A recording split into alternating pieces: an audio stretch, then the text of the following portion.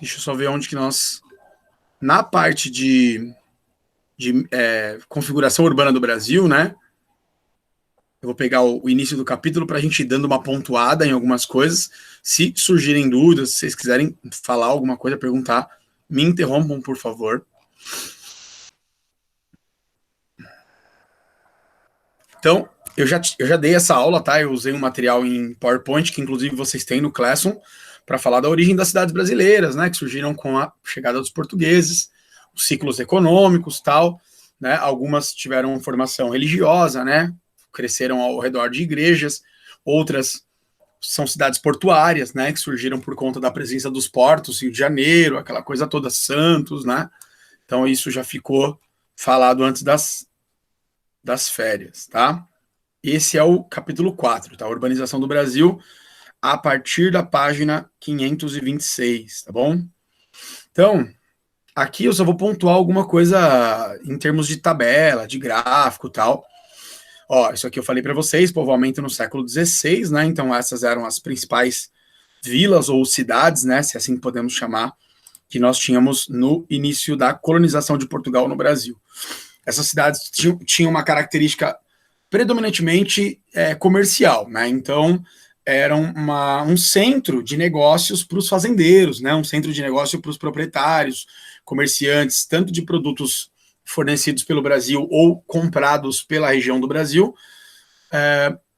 e principalmente, né, de escoamento das matérias-primas e dos produtos agrícolas que o Brasil vendia. Cana-de-açúcar, pau-brasil, né, e algodão, no caso aqui do Maranhão, aqui em cima, ó, as famosas drogas do sertão, né?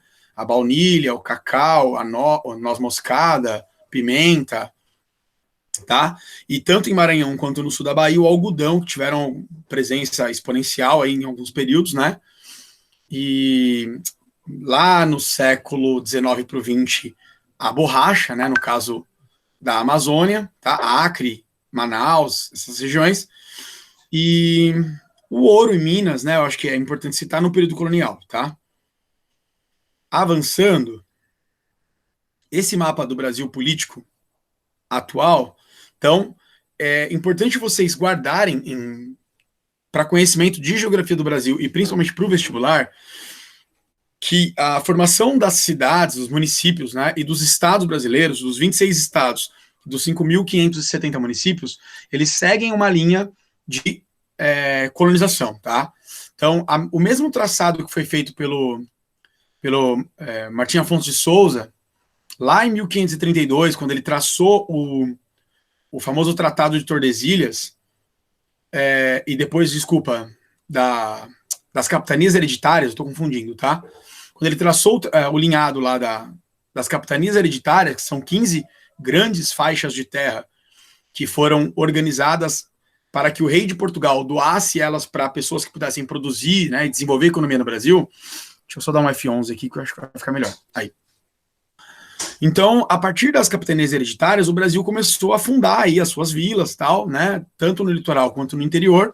Ao longo dos ciclos econômicos, dos processos de atividade econômica do Brasil, as cidades foram sendo criadas, né?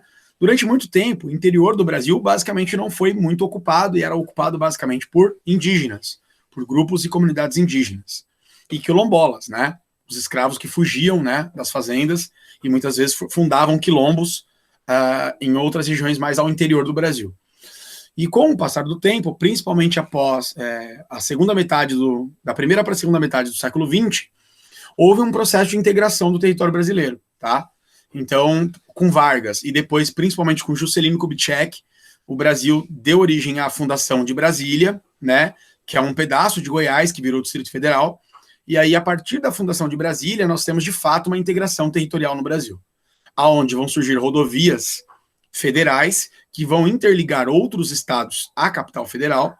E a partir da criação de Brasília, vai haver um grande desenvolvimento agrícola, né? Que a gente chama de agronegócio, agropecuário, no centro-oeste brasileiro, Mato Grosso, né, Mato Grosso do Sul, Goiás, pegando Rondônia, né, pegando Tocantins, essas regiões que integram aí o Cerrado e a Caatinga brasileira, pegando também o sul da Amazônia do Brasil.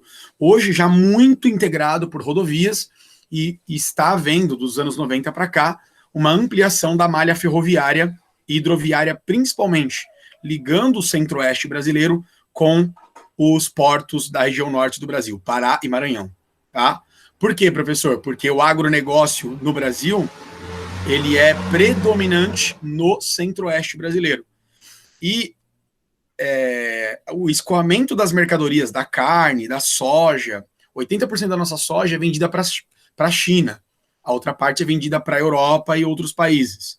Então, é muito mais simples você enviar do centro-oeste para cá, que os portos já saem direto por aqui, ou pelo Porto do Panamá, né, pelo Canal do Panamá, do que você sair do centro-oeste e vir aqui para Paranaguá ou para o Porto de Santos, tá? Isso elimina um custo de transporte que encarece os produtos brasileiros e que torna os produtos brasileiros pouco competitivos. Então, tem sido uma opção a ferrovia e ligando com navegação de cabotagem, né, com vias fluviais aqui dos rios amazônicos, fazendo uma ligação do centro-oeste com o norte do Brasil, tá?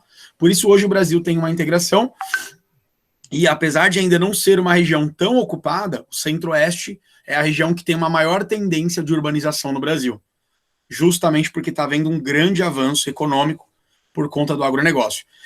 E aí, pessoal, você tem que analisar o seguinte, né? Eu estou falando de agricultura de comércio, agricultura de exportação. Então, envolve uma série de outras indústrias, né? Sementes, fertilizantes, defensivos, tratores, máquinas, drones, né? Concessionárias que vão vender equipamentos, carros, etc. e tal, bancos que vão financiar esses projetos, serviços de pesquisa, né? Universidades. Então, toda uma série de infraestrutura econômica é instalada através das indústrias de commodities, né? Soja, agora está tendo muito etanol de milho, né? No centro-oeste.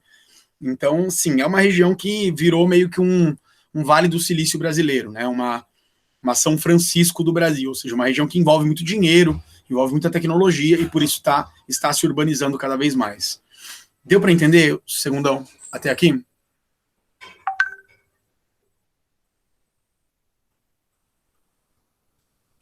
Tá tudo tranquilo aí para todo mundo? Dá um sinal de vida aí, por favor. Tudo tranquilo, Horácio. Então, beleza. Urbanização brasileira, né? Se vocês olharem o Brasil até os anos 60, o Brasil era mais rural do que urbano, tá? População urbana, população rural. Então vejam que até os anos 60, a população rural ultrapassava 50% do total do Brasil. E de 60 para 70, esse quadro se alterou, né? Então nós vamos começar a ter uma população urbana maior do que rural nos anos 60 para os 70, tá? Isso cai muito no vestibular, isso pode aparecer na prova, é importante vocês guardarem esses gráficos. E atualmente o Brasil tem 84,5% da população vivendo em áreas urbanas contra 16% vivendo em área rural. Esses dados são do IBGE. Vale os dados do IBGE, professor? Sim, são eles que normalmente caem no vestibular. Só que se vocês pegarem alguns estudos acadêmicos, universitários e tal, esses números podem estar um pouco diferentes. Eu posso ter aqui 30% de zona rural contra 70% de área urbana. Por quê? Porque o IBGE ele tem um critério de discutir o que é urbano e o que é rural um tanto quanto tendencioso. Eu, particularmente, acho tendencioso. Você pega lugares inteiros lá que o cara mora no meio da selva mesmo, mas pelo fato de passar uma linha de ônibus na casa do cara, o IBGE classifica como urbano. E um outro critério que o IBGE usa é que, a partir do momento que uma região tem mais de 2.000, 4.000 habitantes, passa a ser caracterizado como área urbana. Então, isso é estranho, mas é um critério que o IBGE usa. O IBGE é a nossa fonte oficial, né, principalmente para o ensino médio, para o vestibular. Então, fica 84% contra 16%, tá? O processo de industrialização do Brasil, obviamente, é o fator principal para a urbanização brasileira, né? Então, a partir da chegada das multinacionais no governo Vargas, no governo Dutra e no governo JK, depois segue na ditadura militar, vai fazer com que a urbanização, principalmente no sudeste brasileiro, São Paulo, Rio, Minas, né, Espírito Santo, tal, e depois no sul, se torne mais acentuada, criando aquilo que nós chamamos de êxodo rural, né? Que então as pessoas vão deixando as áreas rurais, não porque as cidades são muito boas e oferecem um acolhimento muito bom para as pessoas, mas principalmente porque a zona rural do Brasil ela é muito violenta, ela é muito repressiva. As zonas rurais brasileiras são, em geral, área de repulsão de pessoas. De forma geral, o que acontece no Brasil? Segundo, há uma concentração de terras, uma concentração fundiária, onde poucas pessoas são donas de tudo, e os trabalhadores rurais tradicionais, né, que viviam historicamente na terra, vão se vendo forçados ou obrigados a deixar o campo e venderem ou entregarem suas terras e vão para a cidade em busca de uma nova atividade, em busca de um novo trabalho. E como historicamente os modelos de educação do Brasil são ruins, essas pessoas vêm normalmente analfabetas ou analfabetas funcionais e encontram dificuldades para se inserir no mercado de trabalho. Até os anos 70, 80, tinha emprego para todo mundo, porque a indústria era uma novidade no Brasil, né? As indústrias estavam pipocando, principalmente na região metropolitana de São Paulo, então, de uma forma geral, abraçava essas pessoas que vinham do campo. Só que dos anos 80 para cá, houve uma reorganização industrial, então as indústrias estão fechando portas de emprego, porque estão passando por um processo de modernização. O homem, né, o trabalhador, está sendo substituído pela máquina, pelo robô, né, o famoso desemprego estrutural, e as indústrias de São Paulo, do Rio de Janeiro, estão indo embora. Elas estão se deslocando para cidades do interior ou mesmo para outros estados que oferecem maiores vantagens para a implantação dessas indústrias. E o que sobra? Sobra uma cidade totalmente problemática, né? Com favelas, com precária infraestrutura, com pouca oferta de serviços públicos, saúde, educação, segurança. Então, hoje, as grandes metrópoles do Sudeste já não são, assim, uma opção tão viável para as pessoas viverem. As pessoas estão indo para o interior ou indo para outros estados, em especial Bahia, Ceará, Pernambuco e Pará. Esses são os estados que estão recebendo essas indústrias que estão indo embora de São Paulo e que, em geral, também estão recebendo pessoas que vão ou voltam para suas regiões de origem ou vão porque conseguem um emprego numa multinacional, né? Falta mão de obra qualificada, então o cara que é engenheiro, o cara que é sei lá, que tem uma formação técnico-acadêmica, consegue emprego nessa empresa e tem uma qualidade de vida muito maior nessas regiões do que propriamente em São Paulo, no Rio de Janeiro, onde o trânsito, a poluição, a violência, hoje em dia são muito maiores, tá? Aqui vocês têm, eu já tinha mostrado alguma coisa parecida para vocês no slide, população urbana e rural, tá? Então vocês têm as regiões do Brasil, obviamente Sudeste e Centro-Oeste, junto com o Sul, serão as regiões mais urbanizadas, claro, né? Tá? É bom também ter a tendência, saber que Sudeste, obviamente, vai ter mais urbanização do que os outros locais. Não se enganem, o Centro-Oeste tem crescido muito na questão da urbanização, o Sul também é sempre forte, né? E o Nordeste é dividido, né? O litoral é muito urbano, mas o interior é muito rural ainda. E o Norte é, obviamente, a região menos urbanizada do Brasil, porque é cortado principalmente pela Amazônia. Então, o Norte é pouco povoado e pouco urbanizado, tá? Aqui a gente já fez uma leitura, né, da urbanização de cada região. Brasília, gente, é legal falar para vocês, ela segue um modelo planejado, né, de cidade, tá? Esse desenho que vocês estão vendo aqui, ele é muito comum nas cidades europeias, nas metrópoles europeias, e em algumas cidades, Goiânia, Brasília, né, foi utilizado um modelo concêntrico de urbanização. E o que seria isso, né, gente? Você criar uma malha rodoviária que dê a volta em toda a cidade, que ligue todas as regiões, norte, sul, nordeste, noroeste, sudeste, sudoeste, ligando todas as regiões por malha rodoviária, tá? Isso é um grave erro das metrópoles brasileiras. As metrópoles europeias, elas fizeram primeiro a ligação das ferrovias e das hidrovias, para, por último, ligar as rodovias. Então, o que você tem na Europa? Um moderno e extraordinário sistema de transporte, onde as pessoas, em geral, preferem deixar o carro em casa e saem de trem, saem de metrô, que tem alta velocidade, tem segurança, tem conforto. Enquanto isso, aqui no Brasil, a gente vê outra coisa, né? Normalmente a gente chama de pau de arara, né? Esses ônibus que a gente usa na região metropolitana. E os trens, em geral, da CPTM, principalmente, são muito ruins aqui em São Paulo. O metrô a gente costuma não reclamar, porque o metrô é rápido, né? Então você vai de um lugar para o outro, é muito rápido, apesar do desconforto nos horários de pico, né? Os horários que tem mais movimentação. o metrô ainda é um sistema de transporte que, de forma geral, é difícil a gente falar mal, tá? Mas se você depende dele 5 horas da manhã, 6 horas da manhã, ou 6 horas da tarde, 7 horas da noite, você percebe que é ruim porque é muito lotado, tá? E oferece risco para as mulheres, né? Abuso sexual, assédio, tem uma série de problemas por trás desses modelos de transporte nas grandes cidades do Brasil. Então o Brasil acabou indo para um caminho errado, né? O Brasil depende muito de rodovia em detrimento de ferrovia. E isso torna o nosso transporte um transporte insuportável, né? O trânsito, congestionamento, poluição, né, acidentes, aquela coisa toda que não teria se nós tivéssemos hoje mais trens, mais linhas de trem, mais linhas de metrô, tá? E eu fecho com vocês a aula começando aqui a correção, gente. Eu só vou corrigir 1 ou 2 exercícios para a gente não gastar essa aula sem corrigir nada lá na página final. Então, em atividades, lá na página 541, só para a gente começar, acho que essa primeira parte a gente corrigiu alguma coisa já, vocês lembram disso ou não? Eu não lembro se eu já comecei. Eu acho que não. Não? Então vamos lá.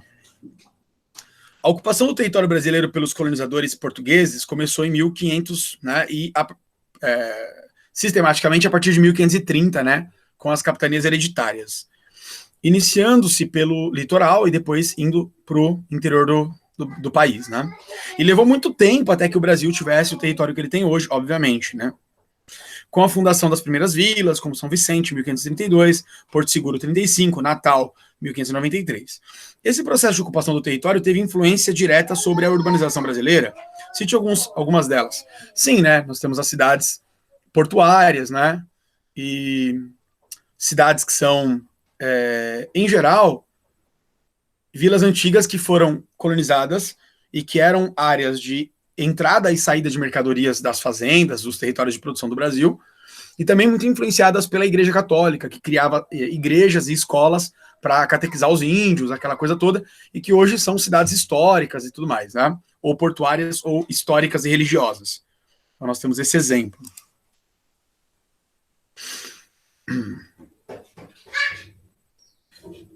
A intensificação da urbanização brasileira está ligada ao processo de industrialização tardia, que começou depois da Segunda Guerra Mundial no Brasil, assim como nos países de terceiro mundo, e impulsionada a partir do final da Segunda Guerra Mundial, em 45. Que fatos históricos levaram o Brasil a industrializar-se com maior intensidade a partir de 1945, onde se concentrou essa industrialização e que consequências trouxe para a urbanização do Brasil? Gente, de forma geral, o Brasil se industrializa de forma sistêmica com o governo Vargas, né? Houve tentativas de industrialização antes do Vargas? Houve. Em 1860, no governo do Dom Pedro II, com o Barão de Mauá. Depois, durante a Primeira Guerra Mundial, porque o Brasil não podia mais comprar produtos da Europa. E aí o Brasil começou a se industrializar em um sistema de industrialização que aparece muito no vestibular, segundo, chamado de substituição de importações. O que seria isso, né? O Brasil não tinha como importar da Europa porque a Europa estava em guerra. E aí, nesses períodos de guerra, o Brasil teve que começar a desenvolver algumas indústrias aqui. Só que até 1930, para ser mais exato, até 1940, era uma indústria de bens de consumo não durável. Então, setor alimentício, setor de calçados, setor têxtil, de roupas, mas ainda assim bem primitivo, né? E a partir de 1940, né, na reta final ali do primeiro governo Vargas, nós vamos ter as indústrias de base. A Petrobras, a Vale do Rio Doce, a Companhia Siderúrgica Nacional de Volta Redonda. Então nós vamos ter algumas indústrias, né, pesadas e que de fato têm uma expressão nacional e internacional e que vão modernizar o parque industrial brasileiro, tá? Eu colocaria nessa resposta o contexto de substituição de importações durante as guerras mundiais, em especial a Segunda, em que o Brasil desenvolve a indústria de base, que é a indústria de metalúrgica, né, siderúrgica, produção de energia, tá? Que a indústria de base, por que ela tem esse nome? Porque ela está relacionada à indústria que gera a matéria-prima para os outros setores industriais. Por isso que a gente chama de indústria de base. Indústria de metais, né, indústria de minerais, minério, que vão ser utilizados depois para fazer indústria de transformação. Indústria de carros, indústria de eletroeletrônicos, eletrodomésticos, móveis, e por aí vai, tá? Lembrando dos setores da economia. Quem não lembra, primeiro setor primário, né? Agricultura e extrativismo. Segundo setor secundário, né? Indústria de transformação, indústria de bens de consumo, né? Vai pegar a matéria-prima e vai transformar em outros produtos, que podem ser máquinas ou produtos para o consumidor final. Então, indústria de bens. E, por fim, o terceiro setor, que é o setor de serviços, né?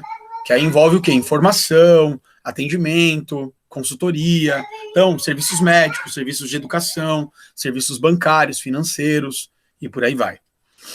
E, para terminar, a B, relacione o processo de urbanização brasileiro, em especial na região sudeste. Ah, desculpa, qual foi a região do Brasil que mais se industrializou? Região sudeste, né? E qual é a relação da urbanização brasileira, em especial na região sudeste, com o êxodo rural? Uma urbanização defeituosa, né, problemática, a gente chama de macrocefalia urbana. As cidades acabam recebendo um número muito maior do que o possível, né, para essa urbanização, gerando bairros pobres, favelas, baixa oferta de serviços públicos, cidades, né, violentas, cidades com vamos dizer assim, com muito trânsito, com sérios problemas urbanos que estão relacionados ao quê? A uma chegada muito expressiva de pessoas sem condições de se inserir no mercado de trabalho, e os governos dessas cidades também não criaram uma oferta de serviços públicos adequada, gerando, então, moradias precárias, favelas e assim por diante. Gente, nosso horário já deu, peço desculpas aí por ter passado um pouco do horário, mas a gente continua, então, na 542, na próxima aula. Até aqui, beleza, galera? Beleza. Gente, qualquer coisa me procure, então. Obrigado pela participação na aula e até a próxima. Tchau, pro. Tchau, gente. Valeu. Tchau, Horácio. Tchau, um abraço.